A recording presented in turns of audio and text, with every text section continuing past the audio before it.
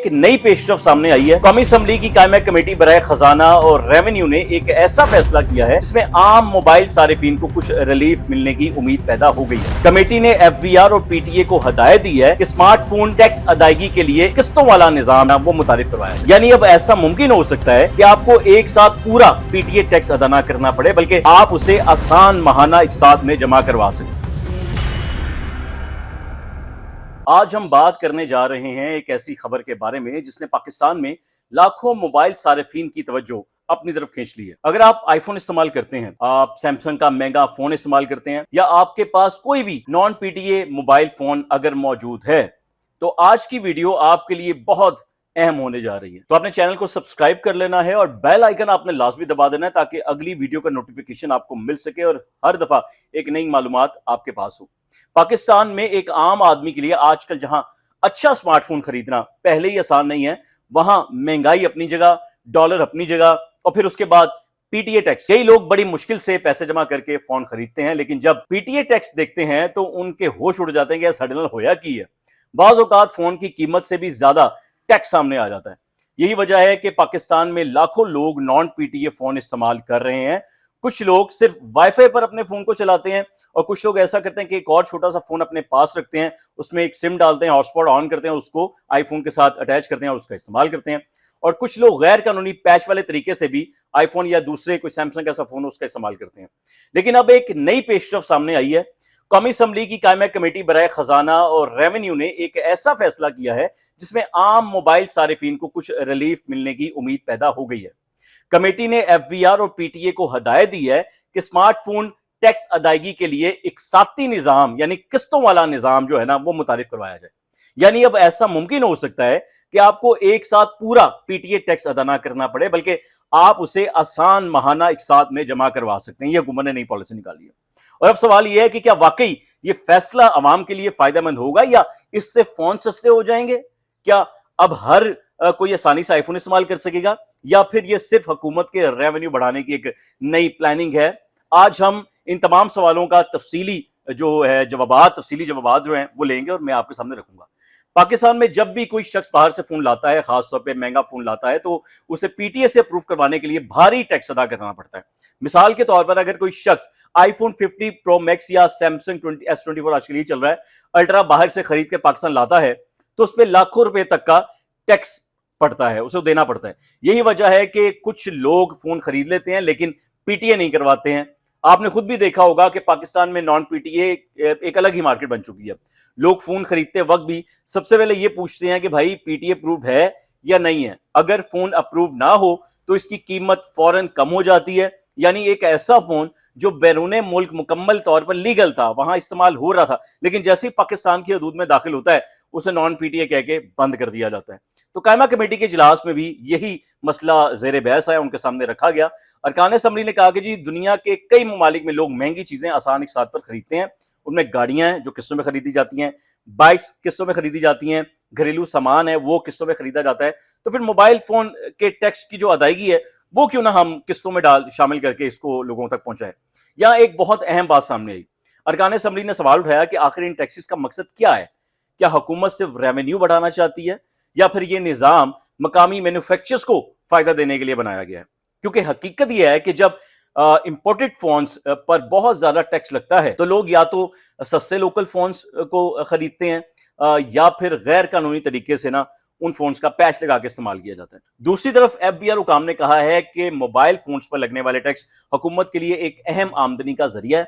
हुकूमत को इससे अरबों रुपए हासिल होते हैं और अगर ये टैक्स कम कर दिए जाएं तो मुल्की खजाने पर जो है वो दबाव वो बढ़ सकता है। यानी कि हुकूमत के लिए ये सिर्फ मोबाइल फोन का मामला नहीं बल्कि रेवेन्यू का मसला भी है।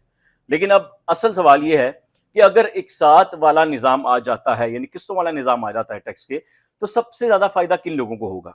तो सबसे पहले फायदा होगा ओवरसीज पाकिस्तानी को, क्योंकि बैरूने मुल्क रहने वाले पाकिस्तानी अक्सर अपने लिए या अपने घर वालों के लिए महंगे फोन खरीदते हैं।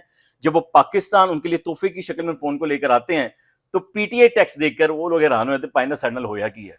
कई लोग इसी वजह से अपना फोन अप्रूव ही नहीं करवाते हैं। लेकिन अगर एक साथ का निजाम आ जाता है, मैं वैसे सोच रहा हूं, तो वो लोग जो टैक्स जमा करवाना चाहते हैं तो उन्हें एक साथ बड़ी रकम अदा नहीं करवानी पड़ेगी और वो आराम से माहाना एक साथ पे टैक्स अदा कर सकेंगे। इसके बाद सबसे ज्यादा जो फायदा होगा वो होगा आईफोन यूजर्स को, जो पाकिस्तान में रहते हैं, टिकटॉक बनाने वाले लोग हैं, ब्लॉगर बनाने वाले लोग हैं, जैसे मैं भी बना रहा हूँ।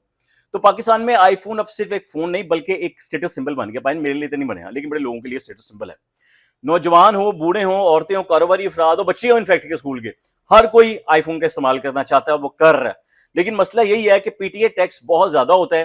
कई लोग 4 या 5 लाख का फोन तो खरीद लेते हैं और इन्हें पैसे खर्च कर लेते हैं, लेकिन फिर पीटीए के लिए मजीद जो 1 लाख या 1.5 लाख या 2 लाख उन्हें देना पड़ता है, उनको लगता है भाई ये बहुत मुश्किल है। अगर वो समझते हैं कि अगर एक साथ बन गई, मतलब मैं ये कहता हूं अगर किस्तें बन गई टैक्सेस की, तो यही लोग कानूनी तरीके से अपना फोन करवाएंगे। इस फैसले से जो मिडिल क्लास तबका है ना, उसको भी फायदा हो सकता है। कैसे? आजकल स्मार्टफोन सिर्फ शौक की चीज नहीं रहा। ऑनलाइन क्लासेस लेने वाले हर बंदे को जरूरत है, जिनके बच्चे उसके घरों में उन्हें ऑनलाइन क्लासेस चाहिए। टिकटॉक हर कोई बनाता है, यूट्यूब व्लॉगर्स कितने मौजूद हैं, कंटेंट क्रिएटर कितने मौजूद हैं, फ्रीलांसिंग का स्पेशली काम करने वाले, बैंकिंग का काम करने वाले, ऑनलाइन बिजनेस करने वाले, हर चीज में जो है ना वो मोबाइल जुड़ा है। एक अच्छा फोन अब जरूरत बन चुका है। लेकिन जब एक नौजवान महंगा फोन खरीदने के बाद पीटीए टैक्स अदा ना करे तो वो मजबूरन नॉन पीटीए फोन इस्तेमाल करता है। अब अगर किस्तों का निजाम इस फौरी माली बोझ को कम कर सकता है तो फिर मेरे ख्याल से ऐसा अप्लाई हो जाना चाहिए।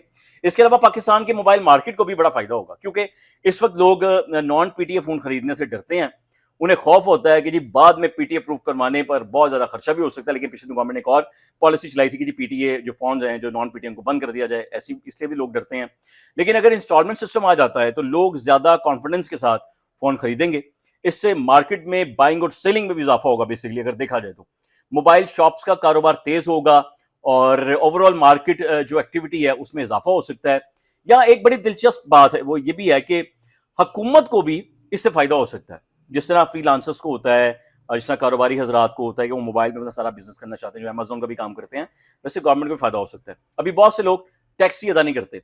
कुछ लोग पैच वाले फोन इस्तेमाल करते हैं, कुछ लोग जो है वो टेम्परेरी सिम सोल्यूशन को ही निकाल लेते हैं, एक एक 2-2 महीने तक वो सिम चलती है, फिर वो लोग बंद कर देते हैं।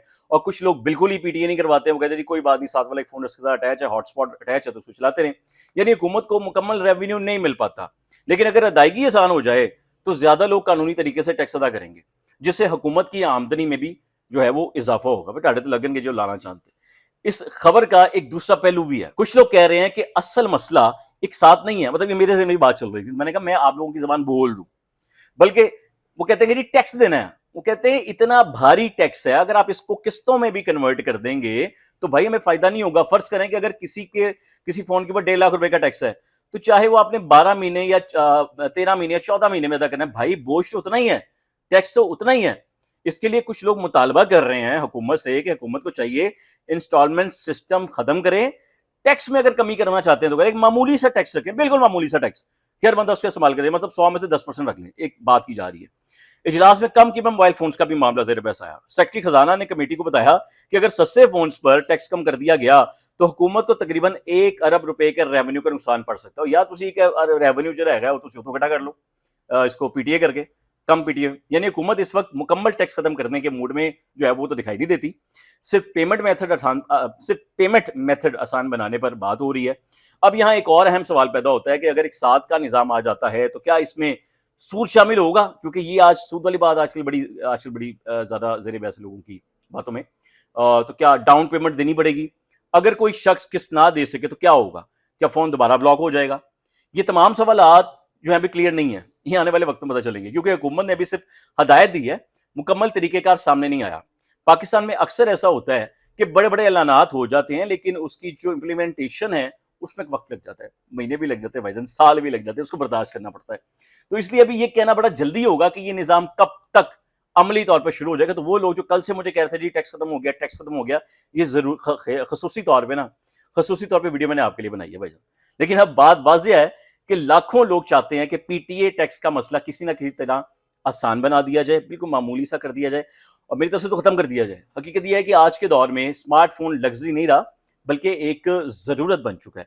एक तालिबे इल्म अपनी पढ़ाई इस फोन से करता है, एक फ्रीलांसर अपने क्लाइंट्स इस फोन से ढूंढता है, एक छोटा मोटा कारोबार करने वाला शख्स व्हाट्सएप के जरिए, सोशल मीडिया के जरिए अपना कारोबार चलाता है। हम भी वही से चला रहे हैं, मैं भी मोबाइल से चला रहा हूँ, मैं कारोबार चला रहा हूँ। तो ऐसे में अगर एक आम आदमी सिर्फ भारी टैक्स की वजह से अपना फोन इस्तेमाल नहीं कर सकेगा तो भाई ये वाकई बहुत बड़ा मसला है, इससे ज्यादा नुकसान है। यानी फोन बिकना बेहतर है ना बिकने से। तो ऐसा कुछ सिस्टम बनाए कि फोन बिक जाए। अब देखना यह है कि हुकूमत वाकई अवाम को रिलीफ देती है या नहीं। मैं तो ਤੁਹਾਨੂੰ ਦੱਸਦਾ क्या एक साथ वाला निजाम शफाफ होगा, क्या इससे मिडिल क्लास को फायदा होगा, या फिर यह सिर्फ एक नया रेवेन्यू मॉडल साबित होगा। तो आने वाले वक्त में हमें पता चल जाएगा कि क्या होने वाला है। लेकिन मेरा एक सवाल आपसे है कि आप क्या चाहते हैं? आपके ख्याल में पीटीए टैक्स कम होना चाहिए या मुकम्मल तौर पे खत्म हो जाना चाहिए? और अगर होना चाहिए तो एक साथ वाला होना चाहिए, कितनी इंस्टॉलमेंट्स पे होना चाहिए, कितना होना चाहिए? नॉन पीटीए फोन अगर आपके पास मौजूद है, मैं उसकी सारी बातें कर रहा हूं, तो आपने मुझे कमेंट करके ये सारी बातें बतानी है कि आप क्या चाहते हैं। हुकूमत मुकम्मल तौर पे टैक्स खत्म कर दे या हुकूमत इतना टैक्स लगाए कि वो आटे में नमक के बराबर लगे, ताकि हमारा जो मुस्तकबिल है, हमारे जो बच्चे हैं, जिससे हम लोग आईटी को फरोग देना चाहते हैं, जिससे हमारे फील्ड मार्शल साहब सईद आसिम मुनीर साहब ये कोशिशें कर रहे हैं कि पाकिस्तान तरक्की की राह में गामजन हो, तो वहीं पर मुझे लगता है कि हुकूमत को ऐसा इनिशिएटिव ले लेना चाहिए है मोबाइल फोन्स को लेकर कि उन्हें टैक्स की साथ के बजाय टैक्स को ऐसे खत्म करना चाहिए कि जैसे वो कभी थे ही नहीं, ताकि हर बच्चा मुस्तकबिल में आगे चल सके और कामयाबियां समेट सके। तो अगर आपको मेरा ब्लॉग पसंद आया, इन्फॉर्मेशन पसंद आई है, क्योंकि मुझे बहुत लोग कह रहे थे कि भाईजान टैक्सेस खत्म हो गए तो सानू दसो, आप हमें बता नहीं रहे हैं, तो मैंने आपको बता दिया कि भाई टैक्सेस खत्म नहीं हुए हैं, टैक्सेस का तरीका आसान किया गया है, लेकिन अभी उसकी इंप्लीमेंटेशन में भी टाइम है, तो सर इंतजार करें। अगर तो फोन लेने आपको पैसे बहुत ज्यादा जेब में पड़े तो जाए जाके फोन ले लें, और अगर नहीं पैसे जेब में पड़े तो सुकून करो, अलग घर बैठो आराम नाल, तुम्हारी मेहरबानी। तो अगले वीडियो तक का इंतजार कीजिएगा। तब तक मोहम्मद आतिफ भट्टी को इजाजत दीजिए, दुआ में याद रखिएगा। अल्लाह हाफिज।